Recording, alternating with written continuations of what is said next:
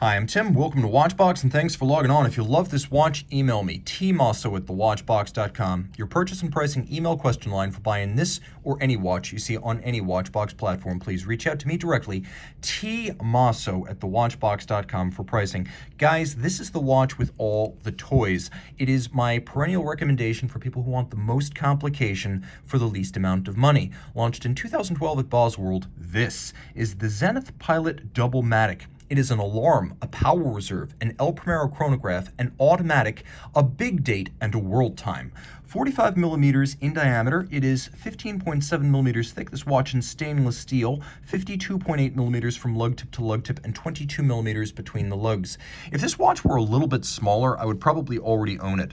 As you can see on my wrist, 16 centimeters circumference, it fits, but I do think you need a wrist at least as big as mine to wear it. I don't think a 15 centimeter circumference wrist is going to pull this off. As you can see from the top, it's right out to the edges of my wrist, and even down the barrel, you can see those lugs are pushed out there. The timepiece is thick, and because of the crown profile on the 9 o'clock side, it's not going to fit underneath tight dress shirt sleeves, but it should be okay with a sport jacket.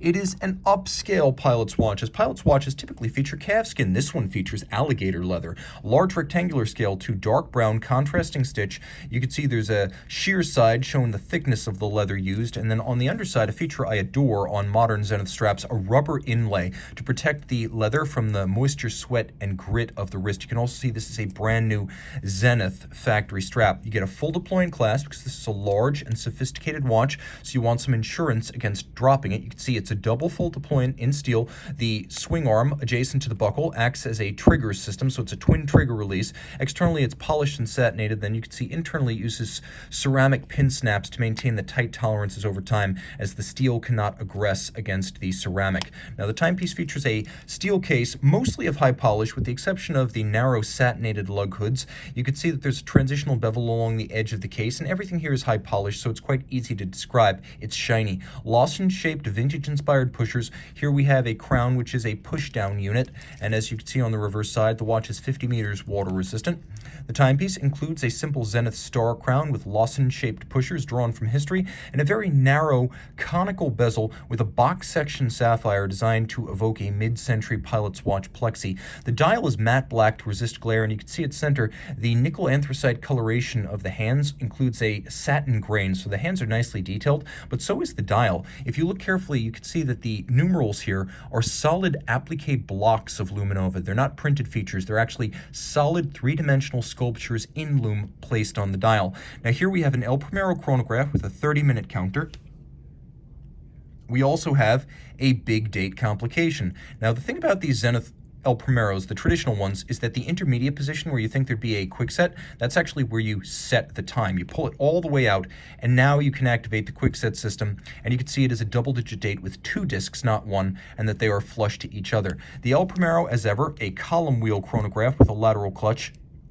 World-class, industry-standard column wheel feel. So you've got the chronograph, the big date, the quick set. You've got an alarm power reserve. That's actually the power reserve for the alarm, and it tells you how much reserve de manche you have left. It doesn't just move the way a conventional power reserve does. It changes color, and I'll show you how this works. You wind using the crown at 8 o'clock, and you actually can activate the on or off function for the alarm, and I'm going to do this. I'm going to, oops, fooled myself again. You're going to set the watch to 6 o'clock. I hope I get this right on the nose. Then I'm going to activate the alarm. You see it's an on-off function. And you see how it changes from green to red as it circulates on the dial side. It is a shape-shifting, animated, color-changing alarm system. And of course, if you wish to set the alarm, you can do so with this crown. You also have a world time function, and you set your current city. I'm in Philadelphia, so my current city is New York. You set that up at 12 o'clock, and then you have this counterclockwise rotating 24-hour ring, 24 principal cities for 24 principal time zones. So you use the minute hand at center, and then you reference the hour adjacent to the city name, so you can tell the time in all 24 principal zones simultaneously. You can also see that half of it is black, half of it is silver, so it gives you day-night distinction. You can turn it over and appreciate that the movement is heavily elaborated, but it still has everything we love about the El Primero, which since 1969, when it was the first integrated rated automatic high-beat chronograph caliber. Has been one of the best looking automatic chronograph calibers. As you can see, it features a column wheel with a lateral clutch. You can see the column wheel and the lateral clutch. A lot of automatic chronos cloak the clutch, and that's because of the size of their winding bridges. The El Primero has a relatively small winding bridge, which means you can appreciate the rest of the movement. 52-hour bidirectional automatic winding power reserve. The only feature it does not have is hacking seconds. As the El Primero is wont to do, it beats away at 5 hertz or 10 beats per second, 36,000 vibrations per hour. Note both the use of polished and blued screws. They serve different functions for the watchmaker. That's why it has both.